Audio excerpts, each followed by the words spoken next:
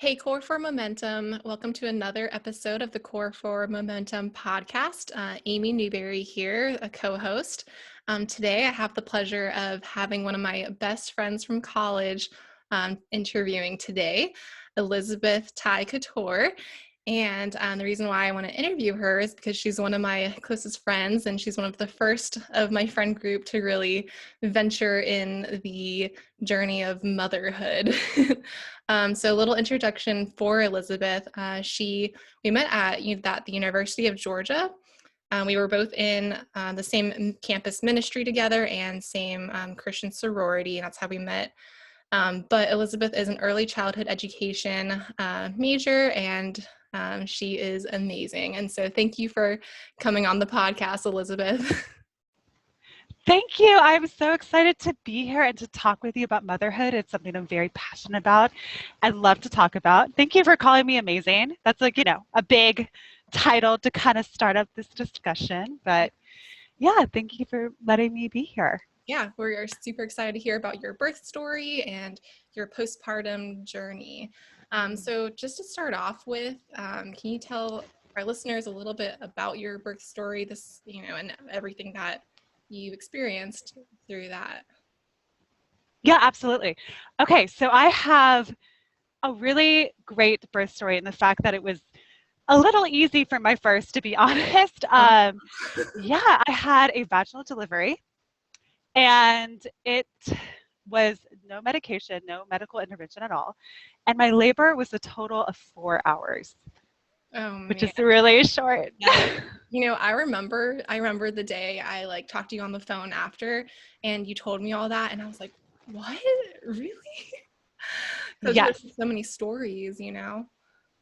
Yes. And I would hear birth stories where moms would be like, I had a 40-hour labor, or my labor, it took 3 days. And I'm just like, I started at 8 p.m. on a Tuesday, and my son was delivered by 11:57. Oh man. So on the 26th of March, Wow. 2019. Yeah. So basically for me, when my contractions started hitting at 8 p.m., Mhm. it was like nothing, and then it was like 100%, and the contractions never got worse. So it was like under 5 minutes, just full throttle labor. It was so painful. I was like, this better be labor or we're not having a baby. Oh So, man. and I was just like on the bed, on my hands and knees, just like, okay. Like I waited an hour at home because normally they tell you to wait. And Yeah. then at like 9 o'clock, I was like, we should probably go to the hospital. How did you know? So How did you know when to go? Were you like, okay, now the pain has reached this level, I should go now? yeah, my contractions were already under 5 minutes. So like that's normally kind of the sign. And I called the nurse with my local OBGYN, Hmm. and basically they were like, oh, is a certain amount of time, does it feel worse? I was like, I just kind of was like, this feels like it's happening. Hmm. And so I kind of just like, I remember just like getting really kind of in my head. I didn't really scream a lot. I think that's, a lot of times in movies, people are like, oh, they're yelling and like it hurts so badly. I got very focused Uh-huh. and kind of just like embraced the pain and just was like sitting in it. I got very quiet because it hurt so badly. I was quiet, if that makes sense. Interesting. Okay. Yeah. So I was just like in the car holding on to the handle and just like it's just letting the contractions happen and just letting Mhm. Thomas drive the car, my husband drive Mhm. the car to the hospital. How did Thomas respond to everything during that time when you were heading to the hospital? Was he like calm, cool, collected? Yes. My husband is a very even-tempered man. I'm very fortunate, and he just was relaxed with the whole situation.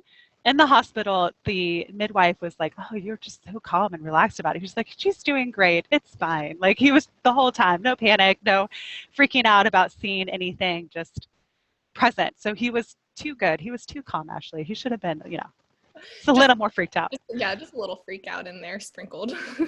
Yeah, exactly. I was like, come on, this is a big deal. I'm doing work here. And he's like, you're fine. You're a champ. You got this. I'm Aw. like, so I accidentally kind of, to manage with the pain, I kind of accidentally did like hypnobirthing without actually, I never took a hypnobirthing class.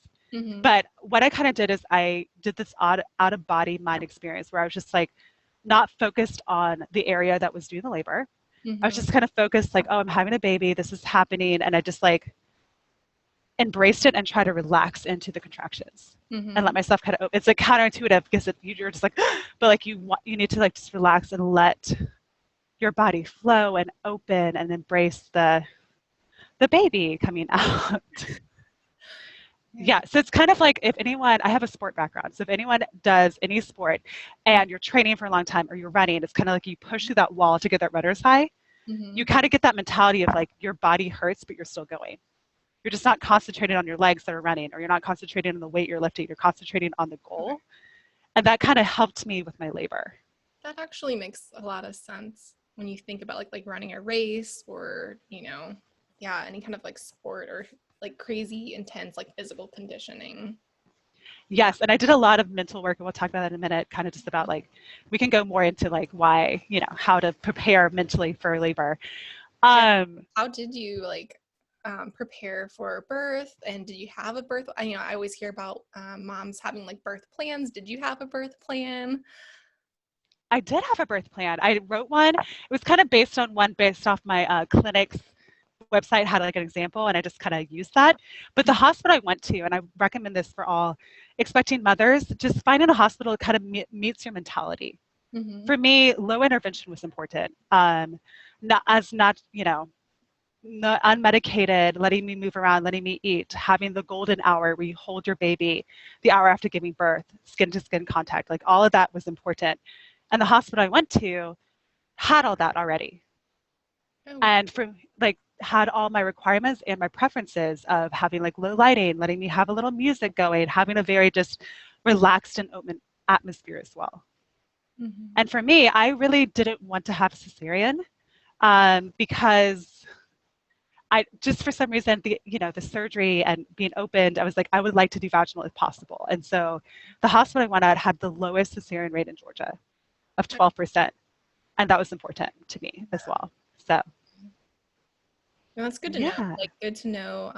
Like, think about like I have some patients that they don't want to think about their birth plan, but I think it Mhm. is good to have some. I mean, not too strict of one, like where you can be flexible if something happens and changes, but like have some sort of idea of like what you would like if possible. And so doing your research and having an idea of that seems very important too. Yeah, and kind of doing your research and seeing does the hospital kind of meet your mentality towards birth, or Yeah. especially your doctor and your like for me, I wanted midwives in my practice. Hmm. I had my son at 25, so I was a low risk pregnancy, and so I just like knowing that and knowing what I wanted somebody who was like, I will let you listen to your body and let you go with it, and so that I think really contributed to a very easy birth. Yeah. Well, how did you So like educate yourself like mentally and prepare yourself that way? I I think it's good to have a few resources, but not overload yourself. I think sometimes you can really fall in that rabbit hole of like reading all the books and freaking out, especially during pregnancy, like, oh my gosh, I read this symptom, I have this symptom now. So just kind of like narrowing it down to a few good sources was important to me and just like focusing on those.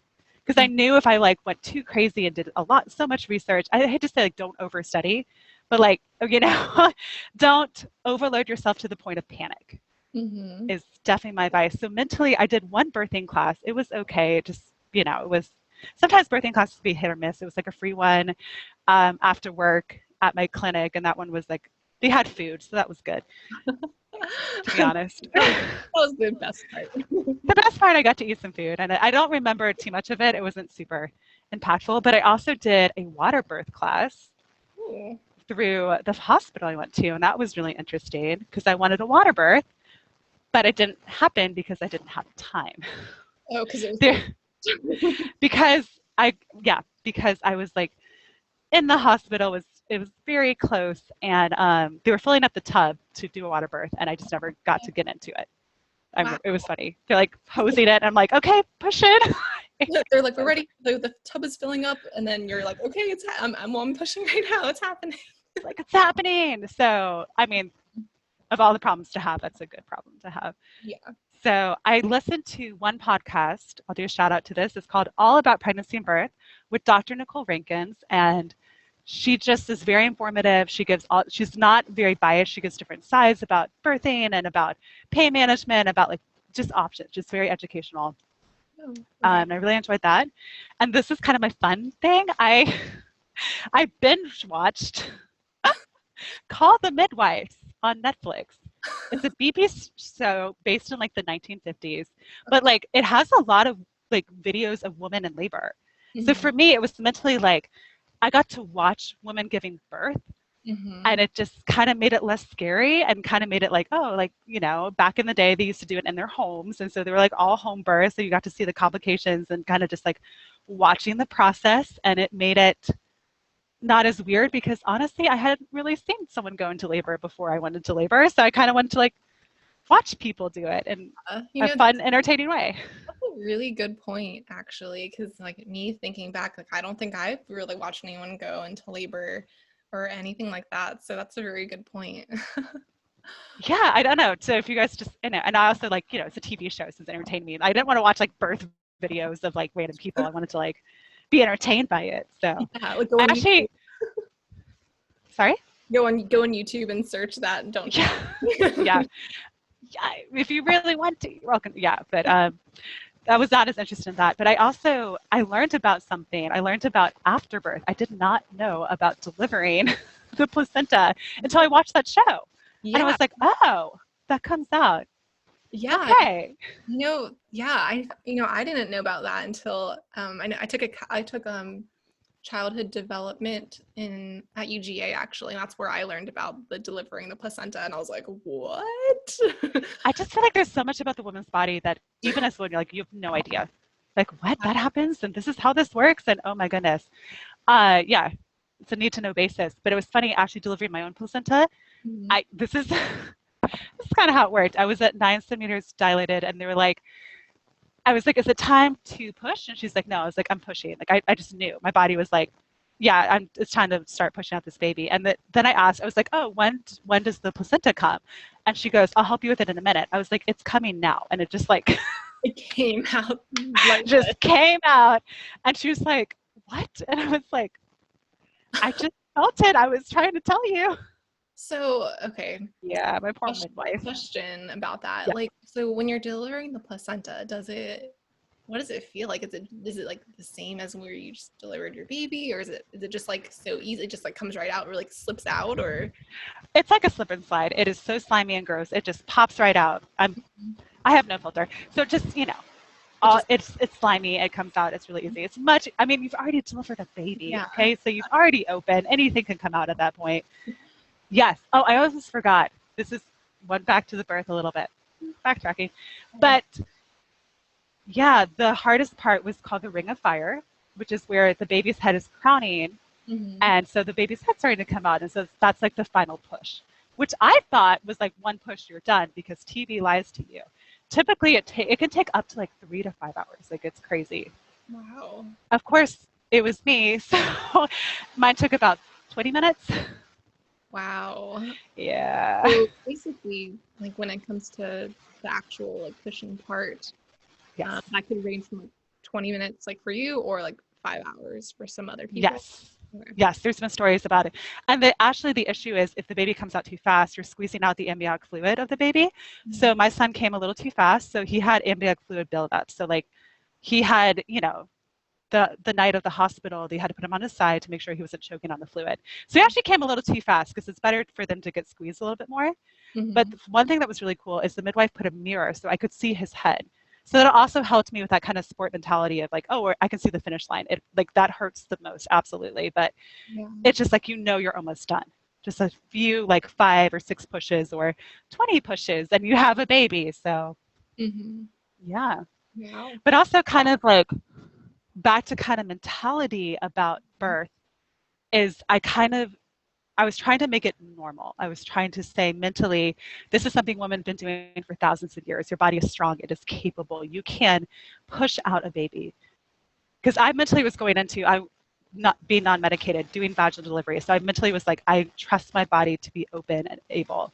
Mm-hmm. So I was kind of like, I accept the challenge. I embrace the pain of this. And so Mm-hmm. every time I thought about labor, I think a lot of times we're almost conditioned to be afraid, to be Yeah. fearful.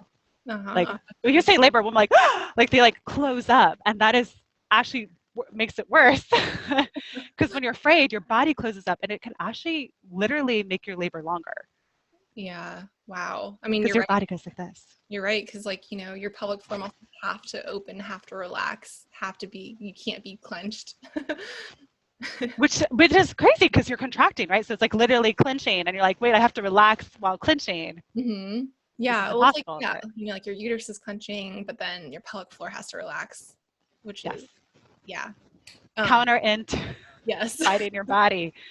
What about like, and well, little side note, that reminds me of like, when we're going to the bathroom, like your bladder has to contract and your pelvic floor has to relax. When you have a bowel movement, your intestines have to contract, rectum contracts, but the pelvic floor has to relax. Uh, Yeah, or else nothing flows out. So just let exactly. it. Got Yeah, it. and so I guess for me, like instead of fear, I would just think peace about it. Like peace that I can go into this labor. Like this is something that my body is made to do. Mm-hmm. And I am going to be like, oh, labor, like let's do this challenge. Yeah. And That, get like kind of weirdly excited about it. Like, ah, oh, yes, let's like climb that mountain. Let's see that view. Let's freaking bring life with my body. yeah, Like, that's very, how strong is that? very like empowering instead of fearful. Because I mean, I'll be honest, like I feel fearful about it too. And when listening to you talk about it, it does sound more like empowering and less scary. Yeah, I think that would be so cool, especially as women, to have that narrative in our brains that this is a powerful, amazing, like almost like a superpower. You can pop out babies from your body, okay? That's like you're Yeah. bringing literal life. Yeah. It's like, It's, what's my superpower? Yeah. yeah. And so I think that having that mentality of like, my body can do this. And like, I'm not saying if you need medication, absolutely, but just like, kind of just being like, my body can handle this with an epidural, it can handle it, whether I do a cesarean, it can handle it whether I am doing it on my hands and knees, whether I'm in a tub, whatever your labor looks like. Just know that you are strong and you're capable of bringing that, and it's a peaceful thing and not something to be afraid of. Yeah. That's beautiful. Love it. So yes, and then Oh, yeah. I was going to tell our listeners just a little bit that Elizabeth has a great way with words. So just a little side note there too. I am a teacher. It's my job to talk well, so I have no problem. I think it's yeah. I also think it's good to like have a mentality of hope and optimism, and bring that into whatever faces in your life. And trust me, we all face some things, but then also kind of more into the pelvic floor side. I Mhm. kind of like, I don't know if I talked to you before this. I just kind of did stuff to help open up my pelvic floor, to be honest. Great. I don't remember if we talked about that or not. Probably, I don't know, too long I ago. don't, I don't know if it's just like the TV shows. Like I don't even remember where I got it from, but I was like, well, I guess it was also kind of back to that sport metaphor again. It's like this is like the biggest marathon ever, right? I got to Yeah. train. So I was like, physically, I got to get my body ready for endurance. So I chose to do swimming. I got a membership at a local gym, and I swam laps for like a good 30 minutes. So like at least a mile. While I'm a you were slow pregnant, swimmer, but all through while I pregnancy. was pregnant, I should have done it all through my pregnancy. I didn't really start doing it through the third trimester. It would probably Okay. would have been better if I did it consistently. Mhm. But definitely the third trimester, I did like 2 to 3 times a week of just like hardcore long distance swimming. And it felt so good on my body, so good on my joints, and really good for building up my breathing because you Mhm. can't breathe so you have to like, practice your lung and your breathing, and really Yeah. good at just kind of like pushing through that wall and like getting that cardio in to kind of make my endurance very strong. Okay. So that really helped. And especially if you're in third trimester, just floating in water is like, they call water the natural epidural. It helps to relieve pain. Mhm. So even if you're just like, you don't want to swim long distances like I do, because I love the water, but you just want to like relax in not a hot tub, obviously, but in a pool. You want to sit in the pool and float. It feels so good in your body. And then I did a lot of stretching. I did the butterfly stretch and the cat and cow, and I would like literally relax my pelvic muscles and Mhm. just like embrace it. And then I would at least once a week sit in like a warm bathtub, not too hot. You don't Mhm. want to cook your baby, and just sit there. And I would just like think, relax, and just like relax down there, especially. So when did you start doing that? Like relaxing in the bathtub? I did that pretty much throughout my pregnancy, but Okay. I really concentrated again, third trimester, when I'm like, okay, we're heading to the labor. I got to like open my body up. Mm-hmm. That was kind of my goal with that. And the crazy thing is, I think it actually worked because the day that I went into labor with my son was a Tuesday, and I got checked by a midwife in my practice that morning, and I was already 6 centimeters dilated. Wow. To give you an idea, most of the time women going to labor can be like 3 centimeters dilated. And she looked at me and she's like, "How are you not in labor?" And I was like, "I don't know. You're like, I'm just here." so relaxed right now. I'm just, maybe I could have even had the contractions and like light ones and just didn't really feel it. Yeah. Who knows? But also several weeks before, like 38 weeks, I was 4 centimeters when so like gradually over time I was opening. Wow. And so by the day of my son's actual birth, by the Mm-hmm. time I got to the hospital, it was 8 centimeters dilated. So, which is why it was so fast, because you're like almost there. Wow. That makes a lot But of sense yeah. now. Yeah. And I What? actually remember several weeks before, I felt a lot of pain in my legs and my joints and my pelvic down there because my body was already opening up, and that really helped. Yeah. So Versus doing it all in one day. Just that spread makes it out. yeah, that makes a lot more sense. That like why your birth was so quick. Wow. Because apparently I was pre-laboring, if that's actually a term. I'm not the doctor, so I'm not medically, I'm just going to call it pre-labor. Yeah, I don't know. I'm not an OBGYN, so I'm not sure. What about um emotionally and spiritually? Was there anything you did to prepare yourself? Absolutely. Well, as we talked about, we met through Christian sorority. So for me, faith is so important and is everything. And I think it's just like when you are growing a baby, there's so much you can't control. Mm-hmm. You want your baby to be healthy. You want them to have fingers and toes and eyes and like have a spine that's correct and a heart that beats and all those things that like you literally have no control over. And Mm-hmm. then also with labor, it's just like it's scary and it's different and it's new and you're just like you pray that it goes well and that your baby's okay and alive and breathing and all those things.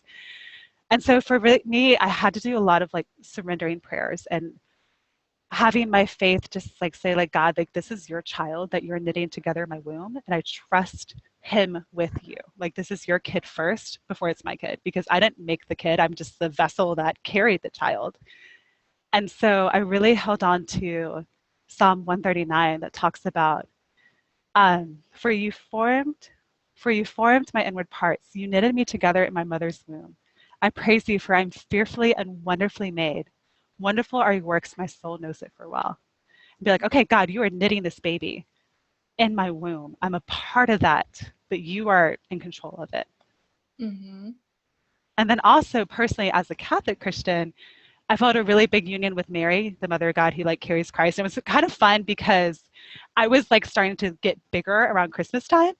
And so you know how you have like Mary, and Joseph and little baby Jesus, and you have like the big belly. And I'm just like walking around the church like, hey, I like feel like I'm a part of this. I feel like I'm a character in the story, the nativity. And so that was really kind of fun to kind of feel that connection of like, I'm a vessel bringing life. Woohoo. Yes. And then also, this is a kind of a, whether what you believe, I've chosen a word for each of my children, and my word for Matthew was peace. And so I would feel him kick, and I would be like, "Peace, baby," like which sounds really hippie-like, but it was really fun. Like rub my belly and be like, "Peace." And Mm-hmm. I prayed peace when through labor and through like breastfeeding him. I was like, "Peace go into you," and I'm like giving him my milk. And the cool thing is, he has really lived out this word peace very well. Like he's a really happy, peaceful kid. He's not bothered by a lot of things. He's very flexible and adaptable and like, just kind of like pouring that into your child and like watching it flourish in them is amazing. Wow. So, That is so yeah. I've never heard of that, like having a word. Because people have words for the year, but having a word for your child.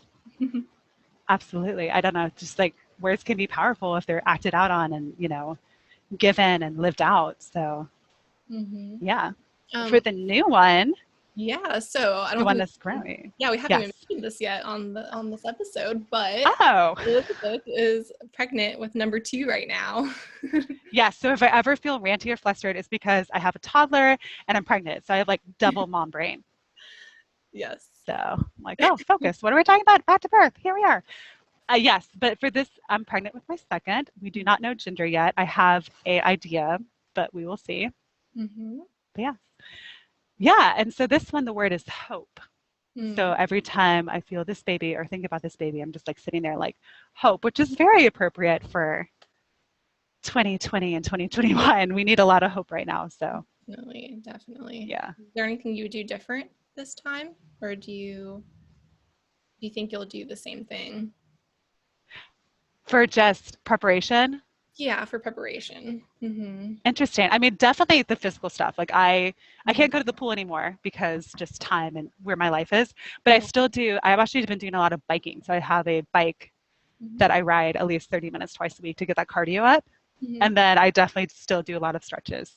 I will Okay. continue to do stretches and fasts and stuff like that. But also, I kind of like emotionally, I haven't, as far as like research, I guess because I've already done it, I'm just kind of like relying on my past knowledge Mm-hmm. more than I'm like actively researching again.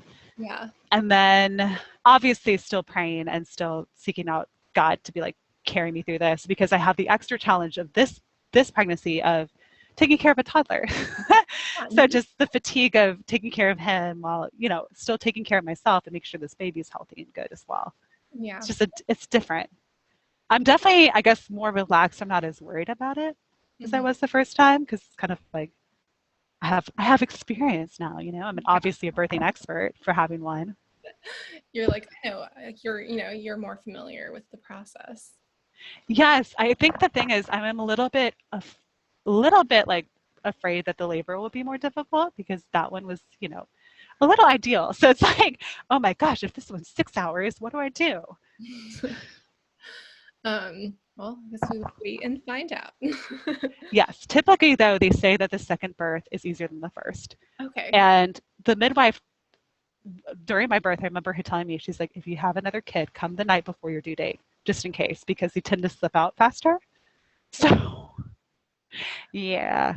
And So hopefully we'll make it to a hospital and not give birth in a car. yeah, not in the car, on the way to the hospital. Yes. What about so we've talked a lot about, your pregnancy, the labor delivery. Now, the big thing now is the postpartum recovery because that part is Mm. so overlooked nowadays. I mean, well, nowadays it's growing. We're like, okay, let's talk about postpartum. Let's talk about what happens and like the emotions that are occurring. And so, can you share a little bit about your postpartum journey? Yes, postpartum, it's fun because your hormones are raging, your body is healing. I mean, it's you bleed afterwards for some time, so you have to deal with that. There's just physical stuff of just like letting your lady parts heal. It's a huge part of it. Luckily, I had a very wise friend who taught me how to make vagina popsicles, which Ooh. are pads that you put in the freezer and you put a little bit of, you can put like essential oil, like lavender on it, or not peppermint, definitely like lavender, soothing essential oil, and Yeah. then aloe on it.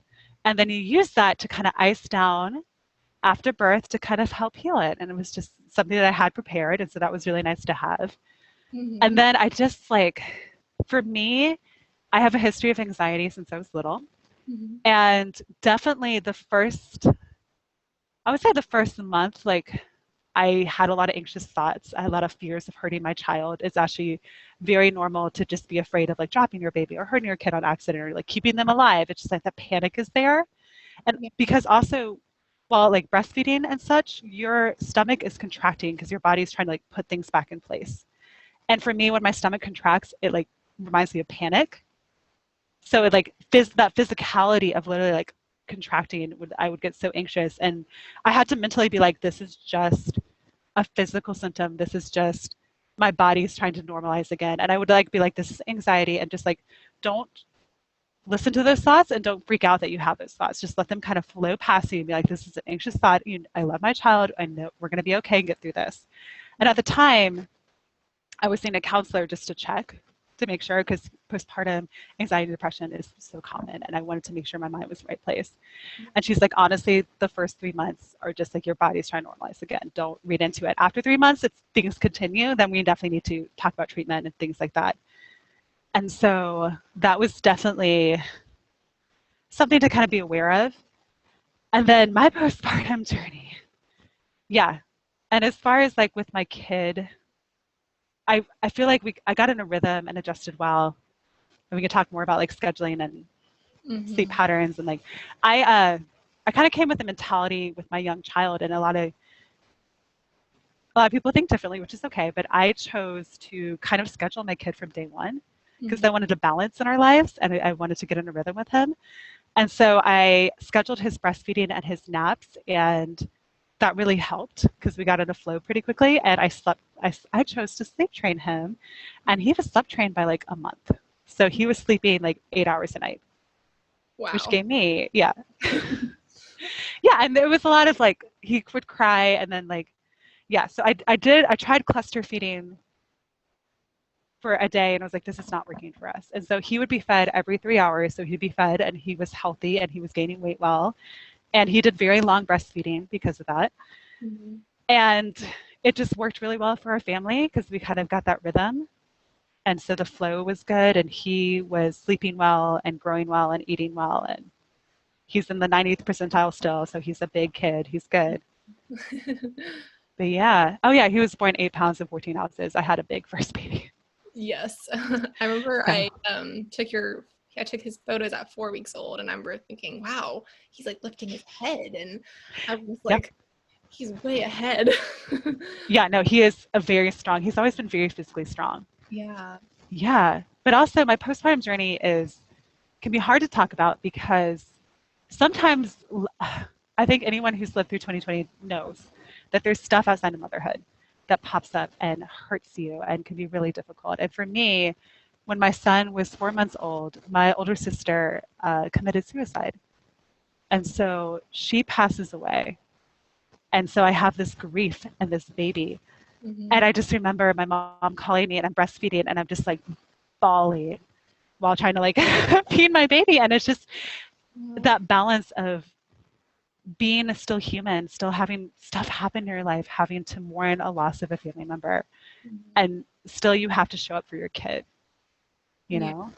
I You know. can't just sit in bed all day and cry. You gotta like get up and interact with your child and feed them and love them. And yeah, so it was also such a gift from God. Actually, yeah, his name's Matthew, which means gift from God, because having him gave us such hope and life and joy for me and my parents and my family during this time when we like lost my sister. Yeah, So I know. And I yeah, can't even imagine like how hard that is, and having to like get up every day and like pick yourself up and having to take care, of Matthew, who's like a baby and depending on you. absolutely. But anything hard, you can't imagine doing it until you're in it. Yeah. And then you're just like, okay, I'm surviving this. One Mm-hmm. day at a time, 1 minute at a time. Like I still let myself cry if I need to cry or just like mourn for a second. And I mean, I cry in front of my son. I'm like, mommy having a moment of just like needing to let this out. Mm-hmm.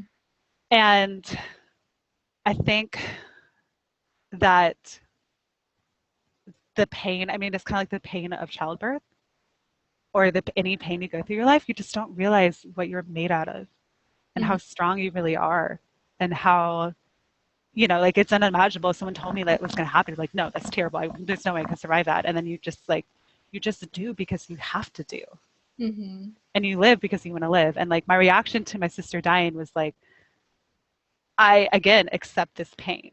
Kind of like my approach to birth mentally. I was like, I accept this pain and I will be a life bringer and a Mm-hmm. joy bringer and a hope bringer Mm-hmm. because she lost her life and lost her joy and lost her hope. Yeah. Yeah. What about like, were there any other parts of like your postpartum journey? I just know that there are a lot of really hard things that women go through. Like, I don't know, it just is a lot. I think going from like all of a sudden you're a mom and like, there's like breastfeeding, there's like lots of scary things. Like, you got to keep your baby alive. Like, how do you get through that fear? Yeah.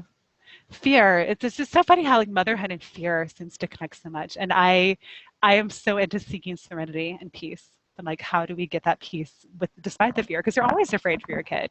It's not because I'm not afraid my kid's going to live. It's just like, how do I live with that fear and give him peace? Because I don't want to pass fear on to my child either. Mm-hmm. I think I call it the 3-month grace period. And what that is, it's like saying it takes time to adjust. It's okay that you don't know what you're doing. It's okay that like your house is a mess, you feel like a mess. Like give yourself time to adjust and just each day let yourself learn and be okay that you haven't mastered it yet. You're not going to be a perfect mom at day one. You don't, you're not going to be a perfect mom ever, but like you're not going to really know what you're doing. It's okay to learn. I mean, when you start a new job, and we've talked about this, it takes time to kind of learn. Even if you have all this education, if you did all the research and have your degree and all these things or have some experience, you have to adapt to your clientele. You have to adapt to what the workplace is like. You have to build those relationships. Like it's just a lot of learning, and just let yourself be a learner.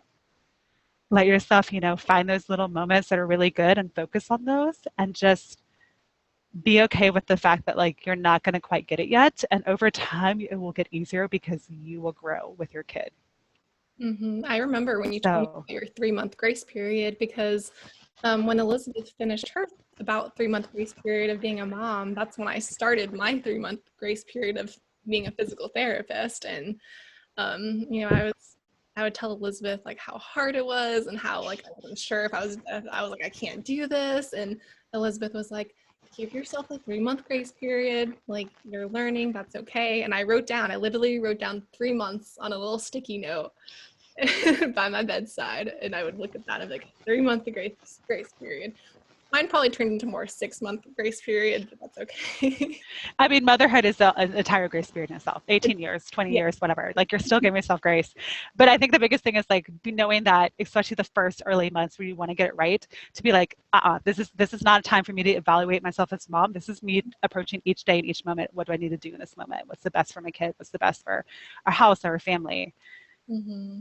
So that's definitely kind of my approach to new things. And that's what I'm giving myself going to this new pregnancy of like, how am I going to adapt to 2 kids? I'm going to have a toddler and a baby. What if the toddler has, like all those fears? What if the toddler has a baby? Oh my gosh, how am I going to I'm outnumbered. There's now 2 of them and what of me? So like during the day when my husband's working. Yeah. But yeah, and I think the biggest thing is like, I don't let myself think about it or, I'm just like, I will face it when it comes. And I'll give myself 3 months to kind of like really adjust and we'll flow into it. Mm-hmm. That's awesome. The rest of your life is going to happen. Any more tips about like adjusting being a mom, like whether it's like breastfeeding or going back to work? How do you deal with all that? Yes. So breastfeeding, that's interesting. I loved breastfeeding. I'm like the weirdest mom. I love labor and I love breastfeeding. It's all good. I know. There's just something so cool at the fact that like you can like produce food. I don't know. It's just something really like weird, but really cool about it. And for me, the only time I really had trouble breastfeeding was when I was in the hospital. It's like the first time, and like I was really struggling to latch, and I was like, it took like 45 minutes. I was like, what is going on? Because like my milk was still coming in. It just was like, I was like, this is really hard. My baby was crying, and that was the only time I kind of really struggled with it. Quickly, we learned how to latch, and he was a very good eater. It would take like about 20 minutes each feeding, but also because I chose to schedule it for 3 hours apart, he was hungry and he was ready for it. And yeah, I breastfed for a year. And then after a year, I was like, we're done. I was like, I'm done. I'm ready to stop. And he adapted very quickly. By that point, of course, he was eating solid food. And it was just kind of like twice a day, like an extra little thing before bedtime, before nap. It was just kind of his little treat, if that makes sense. And yeah, and I don't know. I think the biggest thing about breastfeeding, get nipple cream, take care of your nipples. Okay. Think about it. That's the thing. Yeah. Make sure those are good. Get some natural nipple cream. Use it every time. Wash it. Keep it clear. And then also, I recommend this to friends. You should definitely squirt milk on your partner. It's hilarious. What? If you have one, because it's like a water gun. You can just go. Psh, it's just. I think it's funny. So just have fun with it. Laugh at it. Bodies are funny. Try to enjoy, I guess. Enjoy kind of the weirdness of your body. man. Things to think about. But as far as going back to work, my Yeah. biggest advice, I tried to go back to full time and it was a disaster personally for me. I just, when my son was 4 months old, at that time also I just lost my sister. So just not, timing was, like going, I'm still trying to heal. I'm still breastfeeding. And my advice is if you can ease yourself into work, if that's possible for you, if you're able to do just part-time or more flexible hours, especially now that some of us are working online and kind of just like, talking to your employer about flexible hours and part-time work if possible to kind of ease yourself in. If you can give yourself, I mean, the longer maternity leave, the better, obviously. Like most Yeah. people get about 2 months, but if you can get 4 months, that's great. If you can get 6 months, that's even better. Mhm. Because it takes about a year for you really to kind of mentally be back, if that makes sense, to really focus on your work. Because you Yeah. always have that partial attention thinking about your baby in your brain. Because you're wired to do that. It's a healthy thing. That's how babies stay alive. Mhm. So just flexibility as much as you can. Right now, I work teaching English online at 5 a.m. in the morning before I get my son up. So it works for us.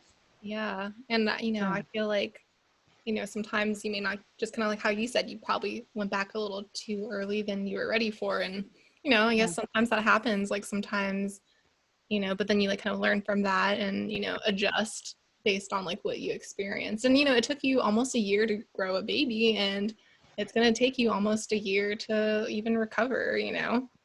Yes, yes. I wish there was more allowances, especially career-wise, than just in our culture, in our country, honestly, for allowing longer maternity leave because it does take time to heal. Yeah. And I think the more you can give yourself just financially, if you can financially plan ahead, if you're able to do that, to just kind of give yourself as much time as possible. Yeah. And also when you go back to work, give yourself another grace period to say, I'm adapting to being a mom and working. So don't expect yourself to be 100% like you were before. Just Hmm. ease yourself into it mentally. You're going to get distracted. I mean, you already know that when I was pregnant and teaching, I would like write things on sticky notes all the time because I would forget it like that. Like, okay, if I don't write this down now, it's out my brain. And I have a pretty good memory, so it's kind of weird to be so flighty. So I had to do a lot of adjusting to the fact that your mind is a little more distracted. It's hard to remember things because you have that partial instinct to say, is my child alive and breathing? Are they Yeah. okay? Did I remember to do this? Remember to pack a bottle or whatever you need. So Was it like challenging being separated from Matthew at first when you were having to go back to work, like not being able to be with him and see him, or? well, I had a more ideal situation. I was working in a preschool, and so I was able to breastfeed him during the day. So I saw my son during the day. Hmm. So that was kind of made it a little easier. Yeah. I think the thing is also I was teaching 3-year-olds, so that was really hard because I was exhausted physically. Then I'd go breastfeed and come back and teach 3-year-olds. So Yeah. yeah, Okay. situationally, I was very lucky. So I've been very fortunate. I'm one of those very blessed people who has been kind of the primary caretaker of my son since day Hmm. one. Yeah. So I'm very fortunate that way. Hmm. Now I'm like, I ask for days away from my son just to kind of mentally have that space Yeah. and let other people take care of him. Like my mom, so his grandmother can put him to bed, which is good. So we're not too clingy. So he's not only mom all the time. Yeah. That's good. What about, with your background in like early childhood development, education? I always said, like whenever I have a kid, I want Elizabeth to be my kid's teacher because I think she's a great like educator.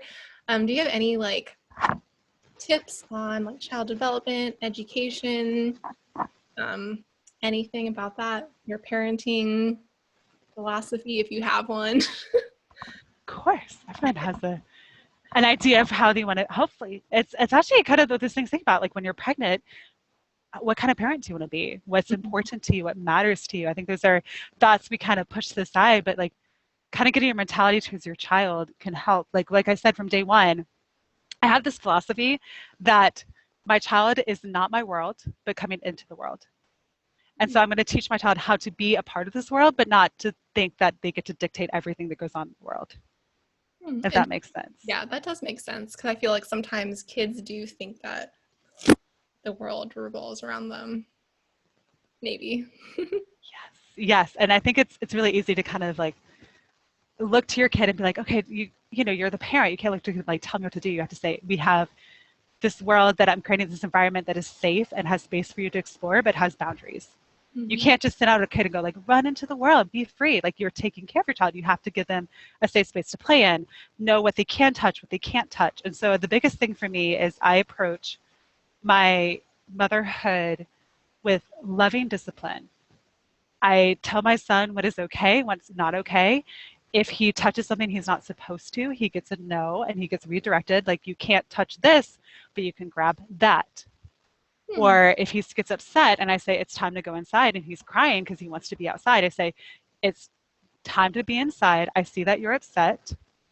Now let's go read a book. So I say, you can't do this. I acknowledge why you're upset, but I'm not going to give in and say, oh, let's go back outside, because he's going to learn, oh, if I cry, I get what I want. And so the tantrums are going to get worse and worse. It's just kind of saying, hey, let me set my limit and then redirect to something else he loves. So for example, he loves reading books. So I said, okay, we're going to go read books now to get ready for nap. So he like is excited about nap time because he gets to sit on mom's lap and read a story. And so it becomes this like an ideal situation, not going from one fun thing to a boring thing, but going to the next fun thing that we need to do. Yeah. But still, yeah. So a lot of redirecting. And I Redirecting. think that, That's great. You know, I don't have a child, but that reminds me of like having a dog. I have a dog. And you know, when your dog chews on the wrong thing, you're like, no, but let me give you a chew toy. exactly. It's like, I see that you have a need, and I'm going to show you the right way to use this need. Yeah. So for example, if Matthew is upset, he'll try to hit me, which doesn't hurt because, you know, he's not even 2. So it's like, okay. But if he tries to hit me, we say, we do not hit. You say, I am upset. Are you mad right now? Yes. And if you do hit, he has to apologize and be gentle. And we say, okay, now you stroke and use gentle hands. This is how we touch people. So he's learning how to touch and Yeah. also learning that what behavior is not okay. Hmm. So I think the biggest thing is taking the time and think about who do you want your child to be? What are the qualities or the beliefs that are important to you? For Hmm. example, I believe a child should be independent and compassionate and confident in the world and peaceful in the world. And so I let my son do things on his own. I am really into pointing out, hey, that person's sad. How do we make them feel better? So he like recognizes other people's emotions, which is something kids don't like. Empathy doesn't develop until about, I think it's 3. Let me get this correct. 3 years old, they actually have empathy, but you can kind of teach like how to look and observe and kind of notice other people. Hmm. And then also just kind of letting him not be afraid to try new things.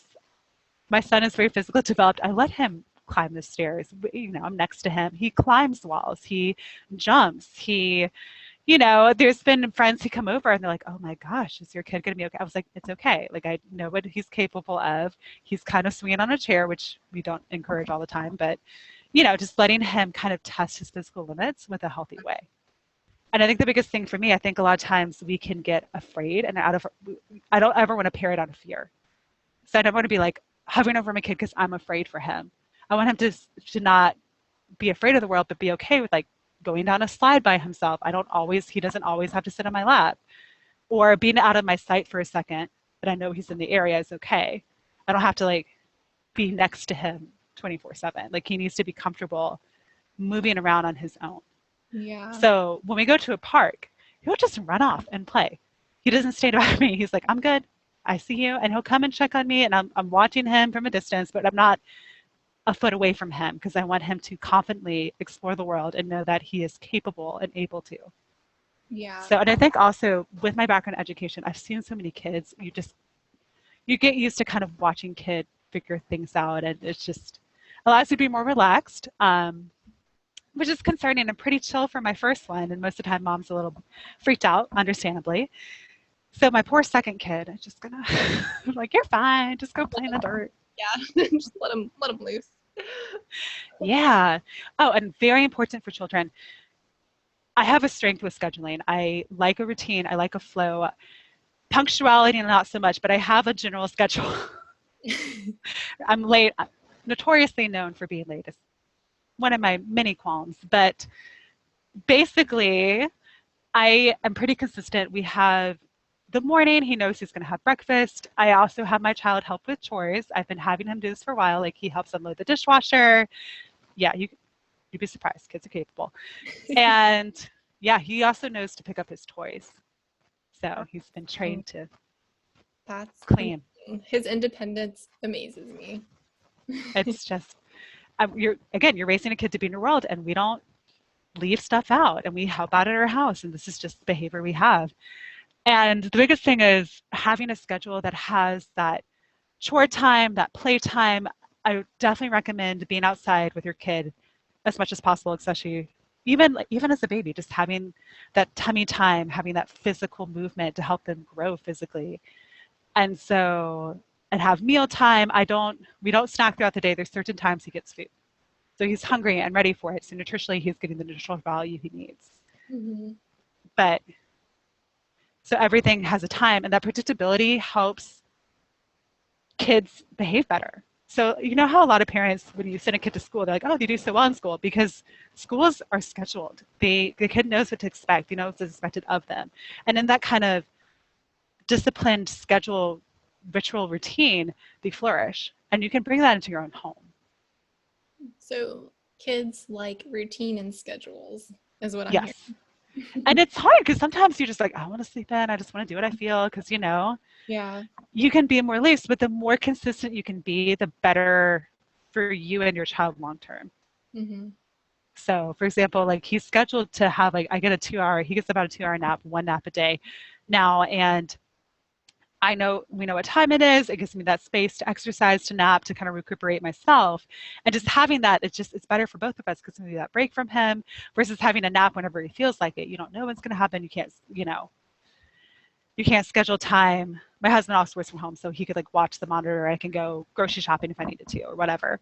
So having a consistent time, you're able to schedule an appointment if you need to, or yeah. So it gives you a very good, happy balance.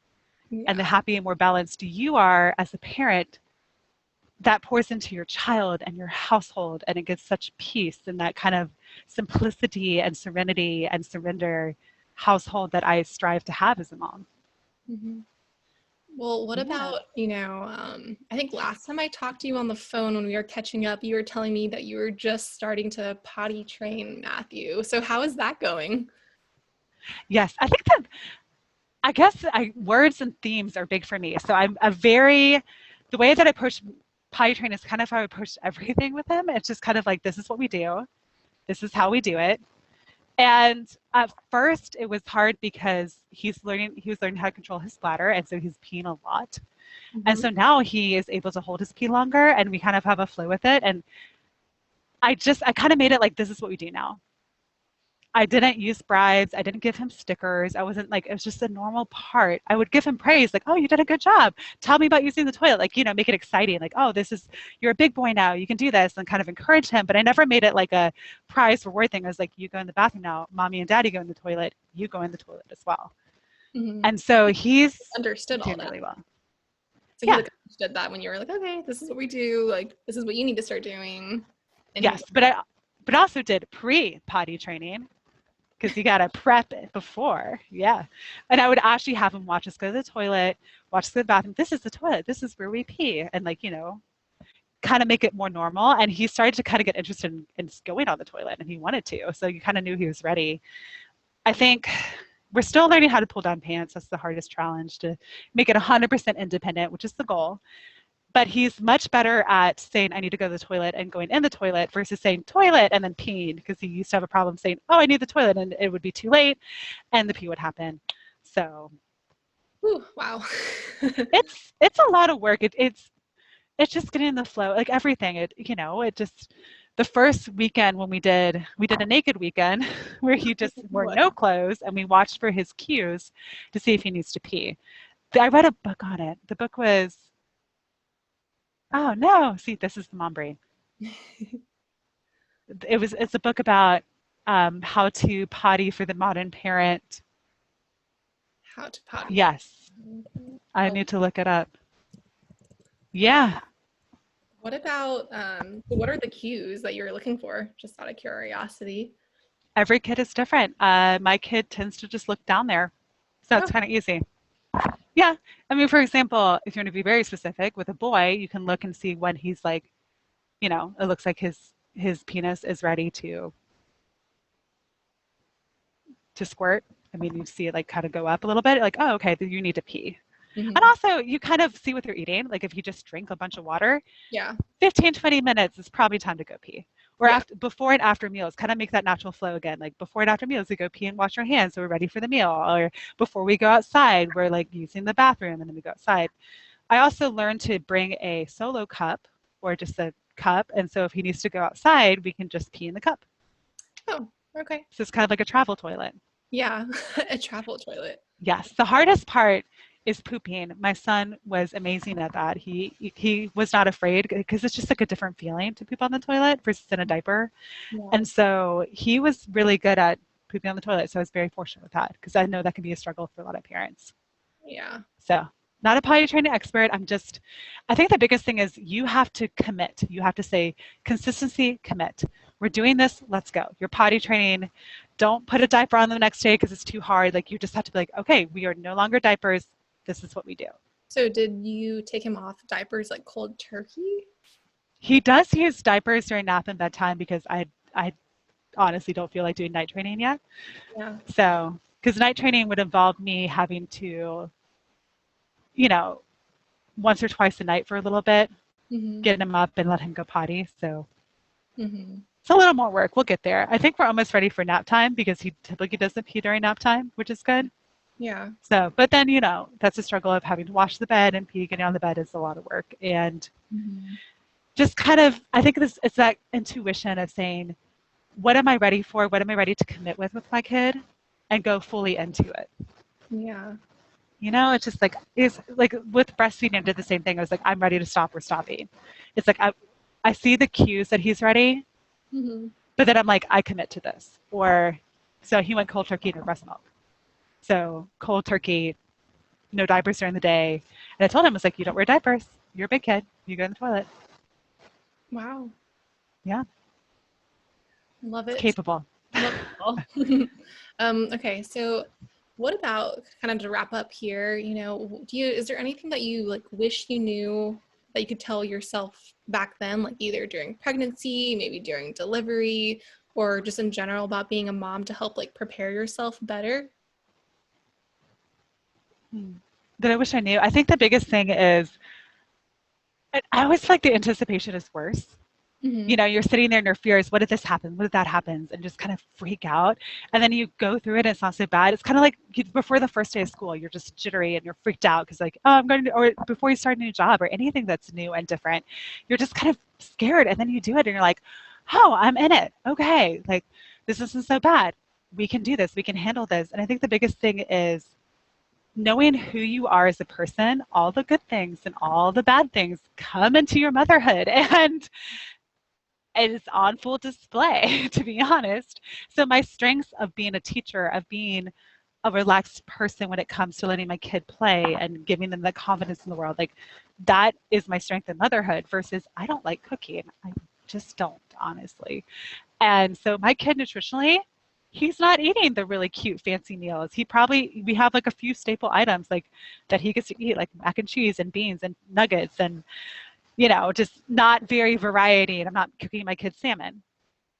But, so your strengths and who you are, I think you should always embrace the beauty that you have to offer your child instead of worried about the stuff that you're not as good at. Because there's moms who are amazing at throwing parties. There's moms who are good at cooking. There's the crafty moms. You can go in this horrible comparison thing of saying, I wish I was more like this, instead of saying, you know what, who I am as a person offers something beautiful and unique to my child. And my Hmm. child is beautiful and unique itself.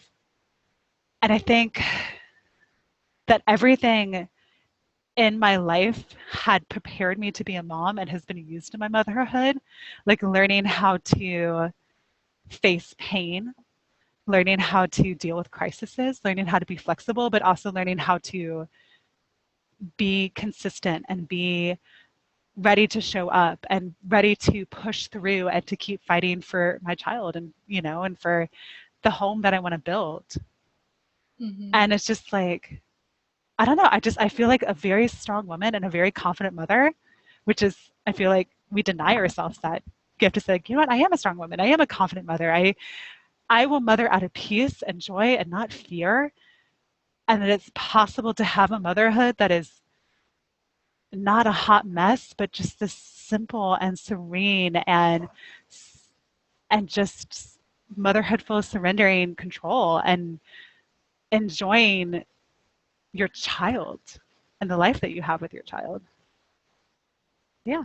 Wow. Yeah, that makes it just sound so like I feel relaxed right now. Just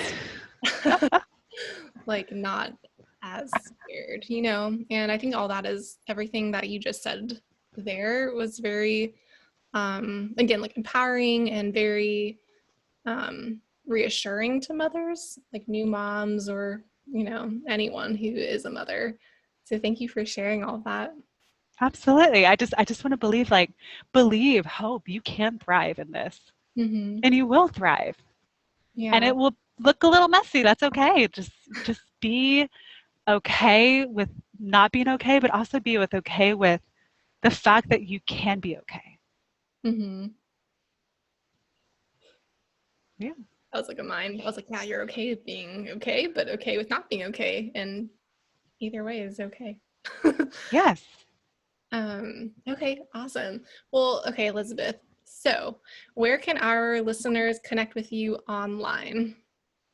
Yes, I have been blogging. For me, writing is such an outlet. I also recommend it if you ever just want to write out your experiences because you're going to forget kind of your birth story a little bit, forget your postpartum journey. I started blogging since my baby was born. Hmm. And so I have a blog called the Not So Couture Mama because my last name's Couture and I think it's funny. So I'm not very couture mama, and also on Instagram at Not So Couture Mom. So if you just want to kind of follow, see little pictures here, I'm very honest. Yeah, very honest and open. I love humor. I love just encouraging moms to embrace everything that they're facing Hmm. and to live it with serenity and with hope. Yeah, love it. Thank you. And I will Thank provide you. link to her blog and to Elizabeth's Instagram so you can easily find her and follow or friend her and read her blogs. They are great. I love reading them. So thank you everyone for listening. Thank you, Elizabeth, for coming on and talking about just like your very personal experience through pregnancy and postpartum. So thank you so much. Thank you.